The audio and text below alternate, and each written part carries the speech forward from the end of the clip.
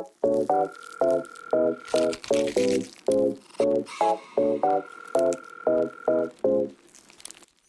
sini saya bakal mau wawancarai salah satu teman saya. Tapi sebelumnya tolong perkenalkan diri dulu dong. Nah, saya Wafika Aziza Samzaria dari kelas 11 IPS 2. Nah, di sini saya mau nanya nih, kamu tahu nggak sih tentang peristiwa Rengas Dengklok? Nah, tahu.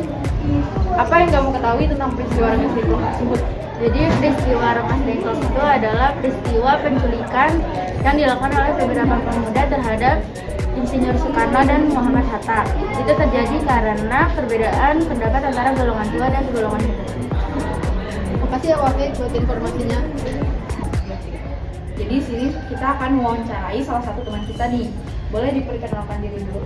Halo, nama aku Kisha Harani tadi dari Sekolah Mbak. Kamu tahu nggak tentang Rengas Dengklok itu apa? Tahu. Boleh dikasih tahu sedikit? Peristiwa penculikan Soekarno dan Hatta untuk mendesak mereka buat menyatakan teks proklamasi. Makasih buat Keisha atas informasinya.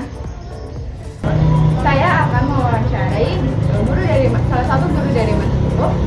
Boleh Bapak perkenalkan diri Bapak? Oh iya, saya Pak Yosi, guru matematika dari MAN 10 Jakarta. Ada yang mau ditanyakan? Saya mau tanya, Bapak tahu tentang peristiwa pengasingan Soekarno-Hatta ke Rengas Dengklok? Sedikit. Boleh Bapak ceritakan sesuai yang Bapak tahu? Yang saya tahu tuh, ya betul, peristiwa Rengas Dengklok itu setelah kemerdekaan ya.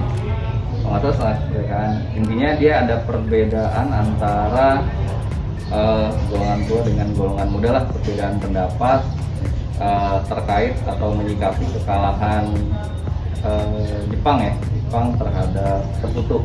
Itu aja yang saya tahu. Tapi saya lupa itu sebelum atau sesudah kemerdekaan ya. Sebelum ya. Pokoknya masih di Agustus deh, ya kan? Ya. Terima kasih ya Pak atas waktunya kita nanya-nanya kayak gitu.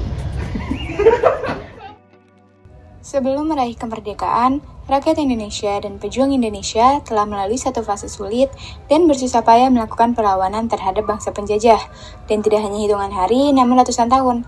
Berikut beberapa peristiwa penting yang terjadi menjelang kemerdekaan Indonesia. 1. Menyerahnya Jepang terhadap sekutu. Terjadi setelah pengeboman di Nagasaki dan Hiroshima.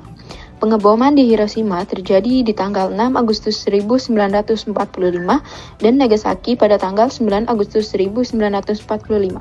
Dan pada tanggal 9 Agustus itu, Soekarno, Muhammad Hatta, dan Rajiman Wirjodiningrat diterbangkan ke Vietnam untuk bertemu Marsekal Terauchi. Mereka dikabari bahwa pasukan Jepang sedang dalam tahap menuju kehancuran dan pihak Jepang juga akan memberikan kemerdekaan kepada Indonesia secepatnya, yang pada awalnya hal tersebut dirahasiakan. Namun lambat laun berita tersebut tersebar dengan cepat karena Sultan Syahrir mendengar dari radio bahwa pihak Jepang menyerah kepada sekutu.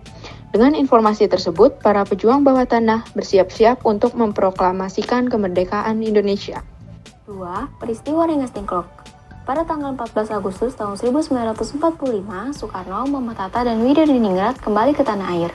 Pihak dari Sultan Syahrir, Hoirul Soleh, Wikana, dan Darwis mendesak mereka untuk segera memproklamasikan kemerdekaan Indonesia. Tetapi usul tersebut ditolak oleh Soekarno dan Hatta karena mereka beranggapan bahwa pengambilan keputusan secara mendadak untuk memproklamasikan kemerdekaan hanya akan menyebabkan pertumpahan darah. Hal ini disebabkan kekuasaan Jepang belum diambil secara penuh oleh Indonesia. Perbedaan pendapat ini kemudian terjadi antara dua kubu yang dikenal sebagai golongan muda yang berpihak pada Sultan Syahrir dan golongan tua yang berpihak pada Soekarno dan Hatta. Karena perbedaan pendapat itu, di tanggal 15 Agustus 1945, para golongan muda membawa Soekarno dan Hatta ke Rengas Dengklok. Penculikan itu bertujuan untuk mengamankan Soekarno dan Hatta agar tidak terpengaruh dari Jepang dan proklamasi segera dilaksanakan. 3. Perumusan teks proklamasi kemerdekaan. Peristiwa Rengas Dengklok berhasil menggugah pendirian Soekarno dan Hatta. Gejolak dan desakan dari golongan muda masih terus terjadi dan akhirnya diadakan pertemuan PPKI di rumah Laksamana Maeda. Rapat tersebut bertujuan untuk merumuskan teks proklamasi yang dihadiri pihak golongan tua dan juga golongan muda pada tanggal 16 Agustus 1945. 4. Pembacaan teks proklamasi kemerdekaan Indonesia. Setelah perumusan teks proklamasi, keesokan harinya, yaitu pada tanggal 17 Agustus 1945, menjadi hari yang paling bersejarah bagi bangsa Indonesia. Upacara pembacaan teks proklamasi diadakan di kediaman Soekarno, tepatnya di Jalan Pegangsaan Timur nomor 56.